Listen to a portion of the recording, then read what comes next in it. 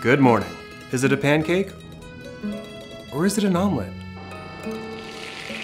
We're using eggs and milk, but also pepper and honey. But no flour. What is this ancient recipe? And we've got to get cooking because Shrove Tuesday is upon us, or as some like to call it, Pancake Day. Matt, Shrove Tuesday is on February 16th. So we missed Pancake Day? Yeah, it'll happen again next year. Go ahead, keep going. Regardless, we are heading back to the 4th century for some pancake inspiration. But what really inspires me is when you like and subscribe. When you do that, it's like every day is Pancake Day. So, you know, click away. Today we're making an ancient Roman recipe called Ova Sfongia Ex Lacte. Some have called it pancakes with milk, but other literal translations have gone with egg sponge soaked in milk. We're taking this recipe again from Apicius, which is a cookbook from the Roman period. The book was allegedly written by Marcus Gavius Apicius, who apparently was quite the gourmet chef of the Roman Empire. The recipe includes 4 eggs, 1 cup of milk, 2 tablespoons of olive oil, and lastly, some pepper and honey. Hold on. No buttermilk, no flour, no syrup? This is not a pancake, this is an omelet with honey. Well, what defines a pancake? The common consensus is that it's a thin, flat, round cake made by a batter, which is then fried in a pan, griddle, or hot surface.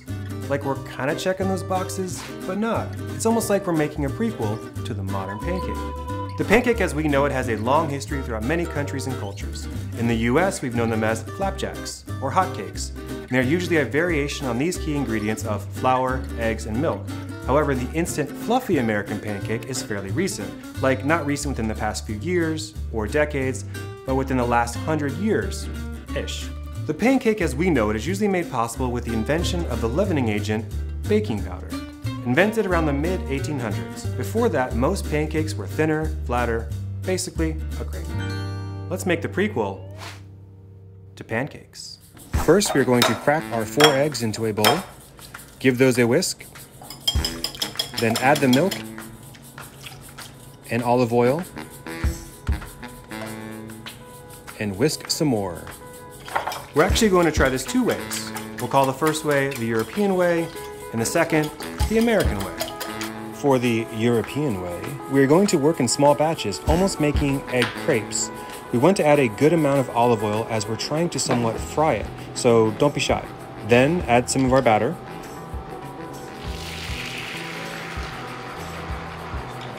We'll let this cook till it's mostly done throughout, then transfer to an authentic Roman plate.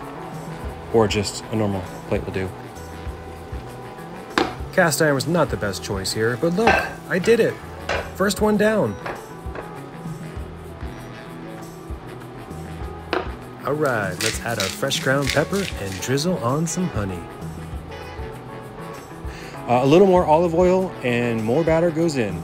I'm not 100% sure on this, but I really don't think I've ever had honey on my eggs. I mean, pancakes. Okay, second one is done. Now repeat until you've used all the batter and adding pepper and honey after each one. Also repeating again, cast iron, not the best choice, but I got it off. Second one down. Okay, quick side note. You may be thinking, where's the salt? This needs salt. I know I was thinking that. And the Romans did use salt, but salt was not as common as it is today. In fact, sometimes soldiers were paid in salt, and it was referred to as white gold. Would you please pass the white gold? It looks like a stack of pancakes, or a stack of crepes, or a stack of omelets. It actually reminds me of Chinese-style layered omelets, but with pepper and honey. It's not bad. Need some white gold.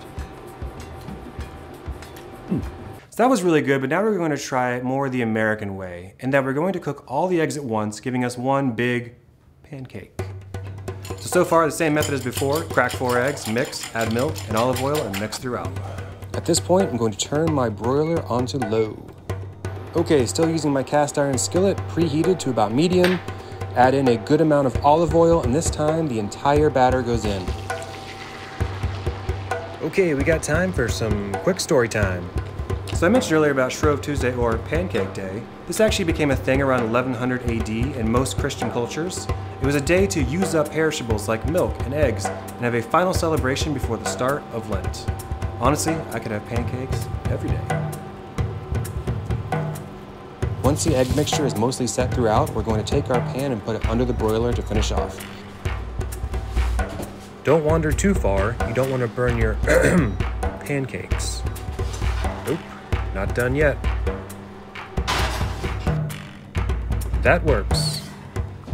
We want to let this sit under the broiler just until the top is slightly set, or if you're not into softer eggs, keep going. Pull out the pan, add some fresh ground pepper, and of course, lots of honey. All right, here we go. Taste test.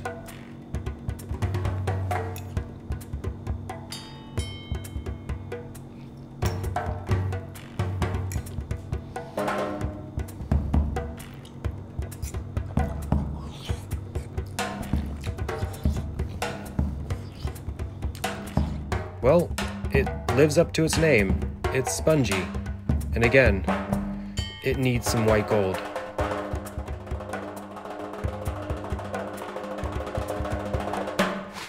So there you have it, what we are calling the prequel to pancakes, courtesy the Roman Empire. Is it like a pancake? Sorta. Is it like an omelet? Yes.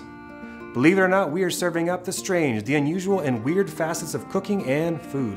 No recipe is too old, too gross, or too strange. Let us know in the comments what you think we should bite into next. Until next time, believe it or not.